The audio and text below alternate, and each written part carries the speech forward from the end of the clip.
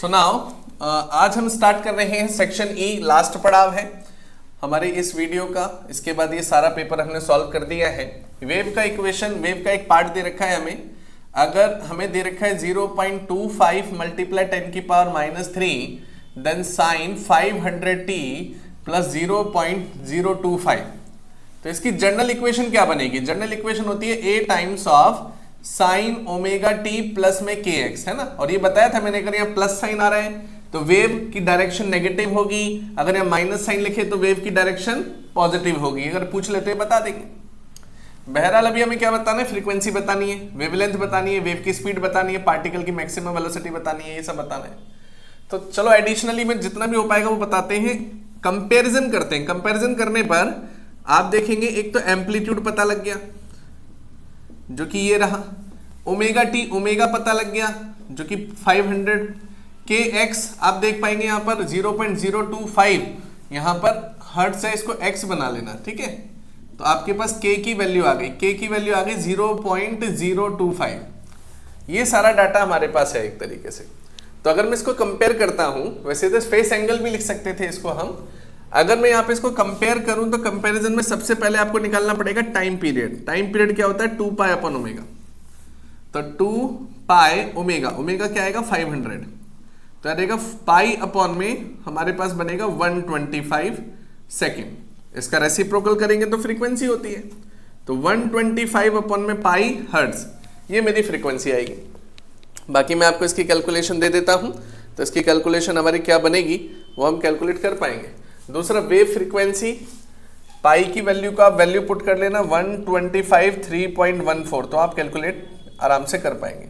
अगर आप time period की वैल्यू मांगते हैं तो टाइम पीरियड की वैल्यू आएगी कैलकुलेशन से 0.01257 सेकेंड। डन। उसके बाद आता है वेवलेंथ। वेवलेंथ का तो नॉर्मल फॉर्मूला है, तो k is equal to 2 pi upon lambda, इससे आप वेवलेंथ निकाल पाएंगे। तो वेवलेंथ का फॉर्मूला होता है k equal to 2 pi upon lambda. k की वैल्यू आपके पास है 0.025, 2 पाई लेमडा आपको निकालना था, तो आ जाएगा 2 पाई अपॉन में 0.025। तो लेमडा की भी कैलकुलेशन मैं आपको दे देता हूं जो कि आएगी 251.2 सेंटीमीटर। ये भी खत्म हो गया। लास्ट है मैक्सिमम स्पीड बतानी है, वी मैक्स बताना है। तो मैक्सिमम स्पीड का फॉर्मूला होता है हमेशा हमारे पास a टाइम्स ऑफ ओमेगा। तो जो a की वैल्यू है वो आएगी 0.25 मल्टीप्लाई 10 की पावर -3 और omega, where it is omega 500, इसे 500 के साथ मल्टीप्लाई करा देंगे तो आपके पास मैक्सिमम स्पीड आ जाएगी 0.125 मीटर पर सेकेंड, है ना। यही हमारी वेलोसिटी निकल कर आ रही है। अगर कोई आपसे इस क्वेश्चन में पूछ लेता मैक्सिमम एक्सेलरेशन भी बता दो, तो उसका फॉर्मूला आपको याद करना होता है ओमेगा स्क्वायर इंटू ए। तो ओमेगा की वैल्यू आएगी 500 का स्क्वायर एंड एम्पलीट्यूड आपके पास है 0.25 मल्टीप्लाई 10 की पावर -3। तो मैक्सिमम एक्सेलरेशन आ जाएगा 62.5 सेंटीमीटर पर सेकेंड स्क्वायर। आंसर खत्म। तो ये 5 नंबर में क्वेश्चन था जो कि आपके समक्ष है। आई hope you understand it very well. मैं दोबारा रिपीट करता हूं, हमने पहले a निकाल लिया, ओमेगा निकाल लिया, k निकाल लिया कंपैरिजन करके, और सीधे हमने फॉर्मूला लगाया टाइम पीरियड का। फिर k वाला इंपॉर्टेंट है सबसे फॉर्मूला, जिसको प्रोपोर्शनल कांस्टेंट बोलते हैं, 2 पाई अपॉन लैम्डा बहुत आता है। फिर वेलोसिटी मैक्सिमम और एक्सेलरेशन मैक्सिमम, ये सब तो आपने एसएचएम में भी पढ़ा होगा। अब हम अगले क्वेश्चन की तरफ बढ़ रहे हैं। सुनाओ क्वेश्चन नंबर 32 का फर्स्ट पार्ट, एक नंबर में पूछा, 1 मार्कर है। तो what do you mean by ideal fluid? तो मैंने यहाँ पे लिख दिया आइडियल फ्लूइड, एक नंबर लायक ही लिखा है कि आइडियल फ्लूइड वो फ्लूइड होता है जो कि इनकंप्रेसिबल हो, जो कि कभी कंप्रेस ही ना कर पाए, दबा ही ना पाए।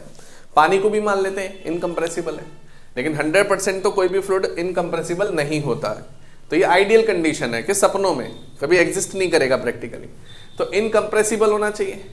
दूसरा इरोटेशनल होना चाहिए, मतलब रोटेट ही ना करे फ्लूइड। ऐसा कभी हो सकता है कि जो फ्लूइडिटी है वो इरोटेशनल हो, लेकिन माना है आइडियल है।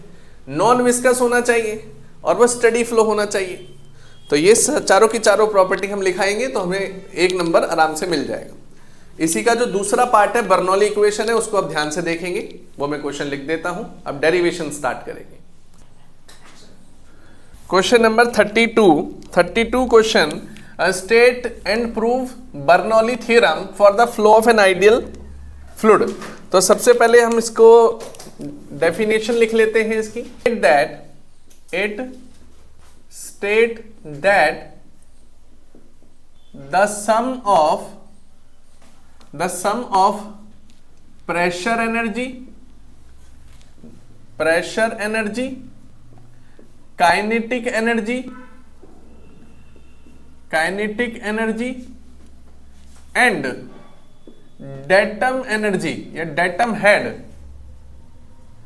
पर यूनिट वॉल्यूम आर कांस्टेंट। इसमें अब कंडीशन क्या लगेगी कि flow should be streamline, flow हमारा स्ट्रीमलाइन होना चाहिए। मतलब ये लिमिटेशन भी आ जाती है कई बार 2 नंबर में कि what are the limitation of Bernoulli, तो हम क्या बोलेंगे, फ्लो स्ट्रीमलाइन होना चाहिए, आइडियल फ्लो होना चाहिए और स्टडी फ्लो होना चाहिए, तभी ये लगेगी, अदरवाइज नहीं लगेगी। तो ये लिमिटेशन हो गई हमारी एक तरीके से। तो यहां पर हमें प्रूफ क्या करना है उसे देख लेते हैं। प्रूफ हमें करना है सबसे पहले यहां पे प्रेशर हेड P अपॉन में rho g is our pressure head, plus फिर उसके बाद यहां पे लिखेंगे V स्क्वायर अपॉन में 2G, इसे बोलते हैं वेलोसिटी हेड, और हाइट ये H हो गई डेटम हेड। ये तीनों मिलाकर हमारे कांस्टेंट होने चाहिए। मैं दोबारा कहूंगा, पहले वाले हेड को बोलेंगे हम प्रेशर हेड, इसको बोलेंगे हम प्रेशर हेड, इसको हम बोलते हैं वेलोसिटी हेड, इसको हम बोलते हैं डेटम हेड या रेफरेंस हेड। इन तीनों का सम कांस्टेंट होना चाहिए पर यूनिट वॉल्यूम में, ये इसकी डेफिनेशन होती है। तो अब मैं आपके सामने इसका डायग्राम रखने जा रहा हूं और डायग्राम के बिहाफ पर हम इस डेरिवेशन को आगे एग्जीक्यूट करने जा रहे हैं। तो मैं थोड़ा साइड में इसका डायग्राम बनाना चाहूंगा और देखते हैं कि किस तरीके से इसको एग्जीक्यूट करना ठीक रहेगा। तो सबसे पहले मैं इसका डायग्राम जितना सिंप्लीफाई हो सकता है उतना बनाने की कोशिश करूंगा। ये तो हमारा हो गया रेफरेंस हेड, एकदम बॉटम पार्ट, और लेट सपोज ये हो गई इनलेट और ये हो गया आउटलेट। ये एक रेफरेंस लाइन मैंने ले ली है, इनलेट और आउटलेट। अब यहां पर एक सेक्शन बनता हुआ नजर आएगा। ये सेक्शन टैपर्ड हम एक बनाते हैं ना पाइप, टैपर्ड पाइप, और एक पाइप यहां पे बना दिया जिसका एरिया ऑफ क्रॉस सेक्शन पहले वाले से थोड़ा सा बड़ा हो। इन दोनों को ज्वाइन कर देंगे, ऐसे यहां से इन दोनों को ज्वाइन कर देंगे। यहां पर एरिया ऑफ क्रॉस सेक्शन को A1 मानेंगे, यहां से पानी या कोई भी फ्लूइड है वो एंटर कर रहा है। अब यहां से भी ये पानी जो भी आपने डाला है फ्लूइड वो यहां से बाहर निकलेगा। अब यहां ध्यान से देखना कि सबसे पहली बात तो वेलोसिटी, इनलेट वेलोसिटी को V1 मानेंगे और यहां से जो वेलोसिटी निकलेगी उसे V2 मानेंगे। इसका एरिया होगा A1, इसका एरिया होगा A2, इस पर जो प्रेशर लगेगा वो लगेगा P1, इस पर जो प्रेशर लग रहा होगा वो लगेगा P2। अब यहां पर आते हैं रेफरेंस हेड पर। ग्राउंड से लेके यहां तक की जो हाइट होगी, इस हाइट को बोलेंगे हम H1, इस हाइट को हम बोलेंगे H1। यहां पर देखें फाइनल स्टेज में, जिसको आउटलेट स्टेज बोलेंगे, यहां से लेके रेफरेंस तक की जो हाइट होगी इसे हम बोलेंगे H2, इसे हम बोलेंगे H2। जहां से पानी अंदर एंटर हो रहा है इस पोर्शन को हम बोलते हैं इनलेट। ये पोर्शन हमारा रहता है इनलेट, इनलेट वाल्व या इनलेट सेक्शन बोलते हैं इसे। जहां से पानी बाहर निकलेगा इसे हम बोलेंगे आउटलेट, तो इसे हम बोलेंगे आउटलेट। तो एक तरफ इनलेट एक तरफ आउटलेट। फिर आप यहां पर देखना कि अब मैं यहां पे फ्लूइड को इंट्रोड्यूस कराने वाला हूं। तो मैं थोड़ा सा कैमरा और टिल्ट कर देता हूं ताकि आपको देखने में आसानी हो। अब यहां पर मैं फ्लूइड को एंटर कराने जा रहा हूं। लेट सपोज एक छोटा सा मास लिया आपने। अब ये बताना, अगर 1 लीटर पानी आप इसमें डालोगे, अगर 1 लीटर पानी आप इसमें डालोगे तो 1 लीटर ही बाहर निकलेगा ना। ऐसा तो नहीं 2 लीटर बाहर निकले, जितना पानी डालोगे उतना ही बाहर निकलेगा। और ऐसा भी नहीं होगा कि 1 लीटर पानी डाला तो आधा लीटर बाहर निकले, मतलब मास यहां पर क्या रहेगा, कांस्टेंट। तो एक तो सबसे इंपॉर्टेंट चीज जो यहां पे इंट्रोड्यूस होगी वो ये होगी कि ये जो बर्नौली थ्योरम होती है ये कौन से प्रिंसिपल पे काम करती है, क्योंकि हम 2 थ्योरम पढ़ते हैं ना यहाँ, एक कॉन्टिन्यूटी इक्वेशन, कॉन्टिन्यूटी वाली डेरिवेशन बहुत आती है, और एक बर्नौली आती है। तो कॉन्टिन्यूटी इक्वेशन जो होती है वो कंजर्वेशन ऑफ मास पे डिपेंड करती है, और ये जो बर्नौली हम पढ़ रहे हैं ये कंजर्वेशन ऑफ एनर्जी पे डिपेंड करती है। तो मैं इसको साइड में यहाँ पे लिख भी देता हूं। तो ये बेस्ड होती है कंजर्वेशन ऑफ एनर्जी के, तो कंजर्वेशन ऑफ एनर्जी के प्रिंसिपल पर ये काम करती है। ये साइड में मैं लिख दूंगा, आपको दिख रहा होगा। अब यही पार्ट अगर आगे जाता है तो सेक्शन के बड़े होने पर ये थोड़ा थिन हो जाएगा कि नहीं? अरे देखो ना, छोटे सेक्शन में पानी ज्यादा लग रहा है, जब यही पानी आगे जाएगा तो थिन हो जाएगा ना। ये तो अपना रीजनिंग का पार्ट हो गया। तो ये मैंने 2 सेक्शन, इसके अंदर इंस्टेंटेनियस सेक्शन है, ये एकदम से मैंने 2 सेक्शन ऑब्जर्व करने हैं, और इन दोनों सेक्शन में मैं कंपेयर करूंगा इन सारी एनर्जीज को। अब मान लेते हैं कि यहां की जो डिस्प्लेसमेंट रही होगी, वेलोसिटी इनटू टाइम डिस्प्लेसमेंट होती है कि नहीं, इसकी एक अपनी डिस्प्लेसमेंट रही होगी डेल्टा ऑफ x1, मानते हो? इसकी एक अपनी डिस्प्लेसमेंट रही होगी डेल्टा ऑफ x2, ये भी मानते हो? अच्छा, इसको हम क्या लिख सकते हैं, वेलोसिटी इनटू में डेल्टा t लिख सकते हैं कि नहीं? अरे बोलो ना। हाँ, तो डिस्प्लेसमेंट आ गई। चलो अब शुरुआत करते हैं। अब एक बात बताना, यहां पे फॉर्मूला लगेगा, फॉर्मूला एक ही लगेगा कि जो भी मेरा टोटल वर्क डन होगा वो या तो change in kinetic energy plus में चेंज इन पोटेंशियल एनर्जी होता है। यस और नो? ये हमारी पेरेंट इक्वेशन बनी है, ये मेन इक्वेशन है। इसी में हम अब बाकी की इक्वेशनों को पुट करेंगे। तो सबसे पहले मैं वर्क डन पे काम कर लूं, तो पहले वर्क डन निकाल लेते हैं, फिर काइनेटिक एनर्जी निकालेंगे, फिर पोटेंशियल एनर्जी निकालेंगे। तो मैं कैमरे को थोड़ा नीचे कर रहा हूं। अब यहां पर मैं सबसे पहले वर्क डन निकालने वाला हूं, और वर्क डन कैसे आएगा देखते हैं। तो सबसे पहला काम कर रहे हैं हम वर्क डन के लिए। तो work done at section 1 minus work done at section 2। अब वर्क डन का नॉर्मल फॉर्मूला होता है फोर्स इनटू डिस्प्लेसमेंट, ये सुनो। अच्छा, फोर्स कैसे आएगा, प्रेशर और एरिया दे रखा है, तो फोर्स पर यूनिट एरिया होता है प्रेशर, तो फोर्स की वैल्यू आ जाएगी प्रेशर इनटू में एरिया, है ना। तो यहां रहेगा प्रेशर इनटू में एरिया इनटू में डिस्प्लेसमेंट। ये वर्क डन का फॉर्मूला बना जनरल हमारे इस थ्योरम के लिए। क्लियर है यहां तक? उसके बाद अब मैं इसी फॉर्मूले को दोनों पार्टों में लगाना चाहूंगा। तो वर्क डन एट फर्स्ट देखते हैं। सबसे पहले फर्स्ट सेक्शन पे प्रेशर है P1, एरिया है A1, और डिस्प्लेसमेंट आप क्या लेंगे, x1, डेल्टा ऑफ x1, ये सुनो। फिर माइनस यहां प्रेशर P2, एरिया A2, यहां डिस्प्लेसमेंट डेल्टा ऑफ x2। अब एक फॉर्मूला और लगेगा वॉल्यूम का। वॉल्यूम क्या होता था, बेस एरिया इंटू हाइट। तो हाइट है मेरे पास डेल्टा x और बेस एरिया मेरा a है, तो इन दोनों को बनाएंगे तो वॉल्यूम बनेगा। और वॉल्यूम अभी भी मैंने बताया था कांस्टेंट रहेगा, 1 लीटर पानी डालोगे तो 1 लीटर ही बाहर निकलेगा।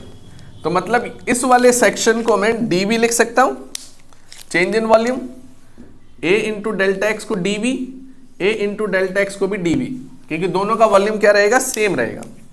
तो अगला स्टेप मेरा जो बनेगा वो बनेगा P1 इंटू में dv माइनस P2 इंटू में dv। तो ये मेरा क्या बन गया, वर्क डन। तो हमने पहला पार्ट तो यहां पे निकाल दिया, इतना पार्ट यहां पे छोड़ देना। क्लियर है यहां तक? इसको नाम दे देते हैं इक्वेशन ए।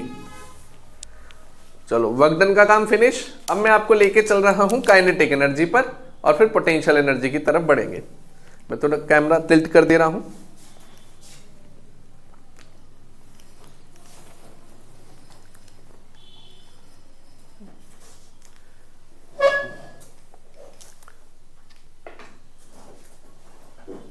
सो नाउ अगला सेक्शन है मेरा काइनेटिक एनर्जी को लेकर। तो काइनेटिक एनर्जी में चेंज मुझे देखना है। कैमरे में देख रहा है, देखना स्क्रीन दिख रही है। तो काइनेटिक एनर्जी कैसे लेंगे, kinetic energy at section 2 then kinetic energy at section 1। तो काइनेटिक एनर्जी का फॉर्मूला हाफ ऑफ, अभी देखो ये छोटा सा मास कंसीडर किया है हमने, ये सुनो, ये मास जो है वो छोटा सा मास है, तो इसे dm मान लेते हैं। तो half of m of v2 square then half of m of v1 square. अब यहाँ पे हमें काम करना होगा कि डेंसिटी तो चेंज होगी नहीं, देखो फ्लूइड की मास हमें पता नहीं, तो डेंसिटी क्या होता है, डेंसिटी का फॉर्मूला होता है मास पर यूनिट वॉल्यूम, यस और नो। अच्छा, मास को मैंने छोटा सा मास डीएम माना है और वॉल्यूम को मैंने डीवी माना है, तो रो टाइम्स ऑफ डीवी, ये छोटा सा मास निकल कर आ जाएगा डीएम, यस और नो, यस और नो, इसको उठाकर यहां पटक देंगे, then half of rho times of DV और इनटू में वेलोसिटी का स्क्वायर, फिर minus half of rho times of DV, ये फिर वेलोसिटी का स्क्वायर। कंफ्यूज मत होता ना इस डीवी में, ये वॉल्यूम है, डीवी वाला पार्ट क्या है, वॉल्यूम है। तो आपने काइनेटिक एनर्जी भी यहां पे निकाल दी, तो आपने काइनेटिक एनर्जी का भी काम कर दिया। अच्छा, थोड़ा सा और सॉल्व करना चाहते हो तो ऐसा लिख सकते हो कि यहां से कॉमन क्या क्या आ रहा है, हाफ कॉमन आ रहा है, रो कॉमन आ रहा है और डीवी कॉमन आ रहा है, तो इसको v2 स्क्वायर माइनस में v1 स्क्वायर करके लिख लो, तो ये आ गई मेरी इक्वेशन बी। क्लियर है इतना? अब हमें कौन सा काम करना है, अब हमें काम करना है पोटेंशियल एनर्जी पर। अब इसी के नीचे मैं पोटेंशियल एनर्जी निकाल देता हूं ग्रीन पेन से निकाल दूं, दिखेगा चेंज इन पोटेंशियल एनर्जी, दिख रहा है, देखना कैमरे पे दिख रहा है इफेक्ट। तो potential energy at section 2 minus potential energy at section 1। Potential energy का फॉर्मूला क्या होता है, mgh होता है ना, mdh चाट मसाला होता था, उसी से याद कर लेना mgh। तो mgh, m कितना है, छोटा सा मास, dm ग्रेविटी कांस्टेंट रहेगी, h2 हमारे पास है ही, ये भी छोटा सा मास, g ऑफ h2 रहेगी। अच्छा, dm की वैल्यू हम ऑलरेडी निकाल चुके हैं, रो dv, और dm कॉमन भी आ रहा है और g भी कॉमन आ रहा है, तो h2 माइनस h1, ये तो आसानी से निकल गया। तो rho times of dv into में g क्या आ गया, h2 माइनस में h1। तो चेंज इन पोटेंशियल एनर्जी भी आपके सामने आ गई, तो ये दोनों ही वैल्यू आपके समक्ष आ चुकी हैं, इसे इक्वेशन सी बोल देते हैं। तो हमने देखो तीनों पार्ट निकाल लिए, वर्क डन भी निकाल लिया, पोटेंशियल एनर्जी भी निकाल ली, काइनेटिक एनर्जी भी निकाल ली। अब बस हमें क्या करना है, इसे पुट करना है ना। तो अब मैं यहाँ पे लेके चलता हूँ इसे, स्पेस मुझे चाहिए थोड़ा सा। अब इन तीनों को मैं यहाँ पे पुट करूंगा और फाइनलाइज करूंगा इस डेरिवेशन को, कि हमने पहली इक्वेशन में क्या रखा था, total work done equal to, दिख रहा है स्क्रीन चेक करना, kinetic energy plus potential energy. Total work done हमने निकाल रखा है, वहां पर वॉल्यूम कांस्टेंट रहेगा P1 minus P2। Change in kinetic energy आपके सामने है, half of rho times of dV, then v2 square minus v1 square, फिर पोटेंशियल एनर्जी आपके सामने है, तो rho times of dV into g h2 minus h1। ये कॉर्नर भी दिख रहा है सबको? तो यहाँ dV कैंसल आउट होता हुआ नजर आ रहा है। अब आपके पास यहाँ P1 minus P2, then half of rho of, अब हो गई डेरिवेशन, बस अब तो मैथ्स का पार्ट रह गया, कॉन्सेप्ट साथ खत्म हो चुका है। h2 माइनस में h1। अब आप इसको 1 को 1 के पास ले जाइए, 2 को 2 के पास ले जाइए एक्सपेंड करके, ये v2 square, then half of rho of v1 square, rho G h2, and यहां आएगा रो जी h1। तो 1 1 1 वाले पार्ट इधर ले जाइए, तो P1 plus half of rho of v1 plus rho of g of h1, फिर आएगा P2 plus half of rho of v2 square plus rho of g of h2। ये इक्वेशन मेरी बन गई। अब इस पूरी इक्वेशन को रो जी से डिवाइड करा दूं, तो P अपॉन रो जी, तो यार आएगा half of v1 square upon में g, क्योंकि रो कट जाएगा, ये सिर्फ h1 आ जाएगा, ऐसे P2 अपॉन में rho g plus half of v2 square upon g plus h2। तो यही इक्वेशन हमें प्रूफ करनी थी, तो हमने यहाँ पे प्रूफ कर दिया ना, P अपॉन में rho g plus v square upon में 2g प्लस h हमेशा किसके बराबर होगा, कांस्टेंट टर्म के बराबर होगा। आंसर खत्म। तो प्रेशर एनर्जी और वेलोसिटी हेड भी बोलते हैं इसको, काइनेटिक एनर्जी हेड भी बोलते हैं इसको, ये प्रेशर हेड, ये वेलोसिटी हेड, और ये हमारा डेटम हेड। एक चीज और मैं आपको बताना चाहूंगा, जब प्रेशर हेड और डेटम हेड मिल जाते हैं तो एक हेड और बनता है जिसको बोलते हैं पेजोमेट्रिक हेड। पेजोमेट्रिक हेड, ये गेट के एग्जाम में पढ़ेंगे आप, गेट में या इंजीनियरिंग में फ्लूइड मैकेनिक्स आएगा, जो भी मैकेनिकल या सिविल वाले बच्चे होते हैं उनके में आता है piezometric head. So I hope you understand this equation very well. तो पूरी डेरिवेशन में एक बार और घुमा देता हूं कि सबसे पहले हमें बर्नौली थ्योरम के बारे में स्टेटमेंट देनी थी। जो प्रूफ करना था वो मैंने आपके पास लिख दिया। Pressure head, velocity head, datum head, ये सारे कांस्टेंट होने चाहिए। फिर हमने यहाँ पर इक्वेशन देखी टोटल वर्क डन, जो कि चेंज इन काइनेटिक एनर्जी और पोटेंशियल एनर्जी का सम होता है। फिर हमने इन तीनों को निकाला बाय द कैलकुलेशन, और उसके बाद एंड में इन तीनों को पुट कर दिया, और पुट करने के बाद हमारे पास फाइनलाइज रिजल्ट आ गया। So I hope you understand it very well. अब हम नेक्स्ट क्वेश्चन की तरफ बढ़ रहे हैं। Now question number 33। Question number 33 का A part, calculate the area of parallelogram whose adjacent sides are given in the vector form। तो आपको पता होगा कि जब कभी भी एरिया ऑफ पैरेललोग्राम लगाते थे तो क्रॉस प्रोडक्ट लगता है दोनों का, ए वेक्टर क्रॉस बी वेक्टर, तो इन दोनों का क्रॉस प्रोडक्ट निकाल देना। कौन से मेथड से निकालेंगे? डिटरमिनेंट मेथड से। यहां पहले लिखते हैं आई कैप, यहां लिखते हैं जे कैप, और यहां लिखते हैं के कैप। यहाँ आई का कॉफिशिएंट, पहला वेक्टर ए वेक्टर के सारे कॉफिशिएंट, आई के आगे कुछ नहीं आ रहा तो 1 होगा, जे के आगे 2 होगा, के आगे 3 होगा। फिर यहाँ पे देखेंगे इस वाले वेक्टर में यहाँ 2 होगा, यहाँ -3 होगा, यहाँ 3 होगा। इसे सॉल्व कैसे करते हैं? सबसे पहले हम क्या करेंगे, इसी में नंबर लगाएंगे आई कैप का। तो आई कैप को प्लस में, फिर लगाएंगे जे कैप का नंबर उसे माइनस में, और फिर यहाँ पे प्लस में। मैथमेटिक्स का रूल है ये, प्लस माइनस चलता रहता है। तो अगर आप देखें तो यहाँ आई कैप, तो इसकी रो और इसके कॉलम को हाइड कर देना। अगर आप आई कैप ले रहे हो तो आई कैप के रो और कॉलम को हाइड कर देना, जो एलिमेंट दिखेंगे वो लिख देना। तो अगर इसके रो और इसके कॉलम को मैं छुपा देता हूं तो ये 4 एलिमेंट मुझे दिखेंगे, 2, 3, -3 एंड 3, खत्म। फिर आते हैं जे कैप पे, यहां प्लस रखा तो यहां रखेंगे माइनस जे कैप। अब आप यहां पर भी वही काम करेंगे कि इसके रो और इसके कॉलम को हाइड कर देंगे। अब जो एलिमेंट आपको दिख रहे हैं वो लिखेंगे 1, 3, 2, 3। तो 1, 3, 2, 3। फिर ये हो गया प्लस, ये हो गया माइनस, अब अगला फिर से प्लस, ऑल्टर चलता है। अब यहां पर इसके रो और इसके कॉलम को हाइड कर देंगे, तो आएगा आपके पास 1, 2 और 2 ऑफ -3। अब इसको सॉल्व कैसे करते हैं? ये जो छोटा डिटरमिनेंट है, राइट साइड से अपने सीधे हाथ से इन दोनों एलिमेंट का प्रोडक्ट, ऐसे यहां पर भी इन दोनों एलिमेंट का प्रोडक्ट, ऐसे यहां पर भी इन दोनों एलिमेंट्स का प्रोडक्ट, माइनस में इन दोनों एलिमेंट का प्रोडक्ट, माइनस में इन दोनों एलिमेंट का प्रोडक्ट, माइनस में इन दोनों एलिमेंट का प्रोडक्ट। लिख के दिखाता हूं दोबारा और क्लैरिटी आएगी जिसको अगर नहीं पता है तो। नाउ अगर मैं प्रोडक्ट रूल लेता हूं तो प्रोडक्ट रूल में सबसे पहले यहां आ गया आई कैप। नाउ 2, 3 जा 6, ये ले लिया। अब ये जो आया 3, 3 जा -9 आया, तो यहां से मल्टीप्लाई, फिर माइनस का साइन तो हमारा लगता ही है, फिर इन दोनों एलिमेंट का मल्टीप्लाई होता है, -3 इंटू में 3। फिर ऐसी माइनस जे कैप, फिर 3 इंटू 1, 3 1 जा 3, फिर माइनस लगाएंगे, हमेशा माइनस लगेगा यहाँ लेफ्ट साइड का। जब आप इधर मुड़ेंगे लेफ्ट में जाएंगे तो माइनस, राइट से करेंगे तो प्लस। तो पहले राइट माइनस लेफ्ट, फिर उसके बाद प्लस में के कैप, तो यहां -3 इंटू में 1, -2 इंटू में 2। इसे बोलते हैं डिटरमिनेंट मेथड। इसे सॉल्व कर लेंगे, आंसर आएगा। तो 3 3 जा 9, और यहां आ जाएगा प्लस, तो यहां आ जाएगा 15। फिर माइनस जे कैप, 3 1 जा 3, 3 2 जा 6, तो यहां आ जाएगा फिर -3।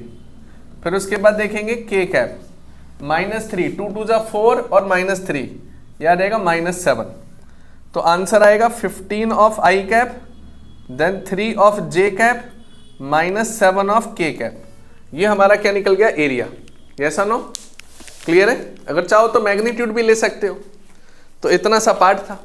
तो 33 का ए पार्ट ये कंप्लीट होता है। अब हम बी पार्ट की तरफ चल रहे हैं। तो बी पार्ट में उसने क्या बोला है, S = ut half AT square हमें बताना है ग्राफिकल मेथड से। तो ये plus half of AT square, ये प्रूफ करना है। तो कैसे करेंगे? ग्राफिकल मेथड इन्होंने बोला है। तो सबसे पहले इधर हम मानते थे वेलोसिटी ग्राफ, और इधर एक्सिस होती थी टाइम की। यहां से ग्राफ ऐसा जाता था, इसकी इनिशियल स्पीड हमें कुछ दे रखी है u, और यहां पर ये फाइनल वेलोसिटी होती थी यहां से यहां तक, इसको हम बोलते थे v। अब जैसा कि हम जानते हैं वेलोसिटी टाइम ग्राफ में जो एरिया अंडर कर्व होगा, है ना, वही हमारा एक तरीके से डिस्प्लेसमेंट का पार्ट कहलाएगा और हमें डिस्प्लेसमेंट का ही पार्ट निकालना है। इसका मतलब ये जो एरिया अंडर कर्व आ रहा है इसी को निकाल दो तो आंसर आ गया, जो कि ट्रेपेजियम बन रहा है एक तरीके से। यस और नो? सो नाउ सबसे पहले यहां से लेकर यहां तक की लेंथ को टाइम मान लिया, मतलब ये जो लेंथ आ रही है टाइम हो गई, और यहां जो ये लेंथ आ रही है इसको क्या लिख सकते हैं, v माइनस यू, क्योंकि ये पूरा v है, ये u है, तो ये वाला पार्ट u होगा, तो ये आएगा v माइनस यू। अब हमारा पूरा पार्ट फिनिश होता हुआ नजर आ रहा है, क्योंकि ये आएगा एरिया A1, ये आएगा एरिया A2। बाकी कंसिडरेशन, लेट अस सपोज, ये सब लिख लेना, है ना। सेशन काफी लॉन्ग हो गया, 4-5 वीडियो में बना चुका हूं ऑलरेडी, है ना, शायद ये 6ठी वीडियो है ना, पूरे 6 वीडियो में इस पूरे पेपर को मैंने कर दिया है। सो नाउ एरिया A1 की बात करें तो A1 क्या होगा, हाफ बेस इंटू हाइट, तो U इंटू में T आ गया A1। A2 की बात करें तो वो बन रहा है ट्रायंगल, वो होगा half base into height, base है टाइम और हाइट है v माइनस यू। इन दोनों एरिया को प्लस कर दो तो मेरी डिस्प्लेसमेंट बनेगी A1 प्लस A2, है ना, नीचे दिख रहा है कैमरे में। So now ut plus half of t v minus you, तो अगर एक्सेलरेशन की बात करें तो v minus you upon t होता है, तो एक्सेलरेशन इंटू टाइम मेरा क्या हो जाता है, v माइनस यू। तो इस v माइनस यू को उठाकर यहां पटक देंगे तो यहां आ जाएगा ut plus half of t, यहां आ जाएगा at, तो यहां आ जाएगा ut plus half of at square. यही तो प्रूफ करना था, है ना। नीचे लिख देना where S is displacement, u is initial velocity, है ना, कम से कम ये तो कर ही दोगे ना, ऊपर सजावट वजावट का काम, तो कंसिडरेशन और उसकी एंडिंग ये सब आपको लिख देनी है। इसी के साथ ही ये पूरा पेपर खत्म होता है। आई होप सारे क्वेश्चन आप लोगों को अच्छे से अच्छे समझ में आए होंगे, है ना। अभी इन टॉपिकों को मैं ज्यादा लंबा नहीं लेके गया, ज्यादा डेप्थ में नहीं लेके गया, क्योंकि एग्जाम टाइम चल रहा है, इस पर हमें 1-1 मिनट बचानी होती है। तो इसमें ये पेपर से आपको एक तरीके से पूरी फिजिक्स का ओवरव्यू मिल गया होगा। और ये सेंट गिरी पब्लिक स्कूल के लिए मैंने पर्टिकुलर पेपर बनाया था, ये डाला था, लेकिन ऐसा नहीं है कि किसी और स्कूल में भी नहीं आएगा। जनरलाइजेशन पेपर है, मतलब अच्छा पेपर बनाया है टीचर ने। तो इसमें आपको क्या काम करना है कि जो सेंट गिरी पब्लिक स्कूल में नहीं भी पढ़ता वो भी इस पेपर को करेगा, तो उसको भी बेनिफिट बहुत सारी चीजों का मिलेगा, एक्सपीरियंस का मिलेगा, क्योंकि कहीं ना कहीं ये सारे क्वेश्चन सभी स्कूल वाले डालते हैं। So I hope you understand it very well. So thanks to joining us.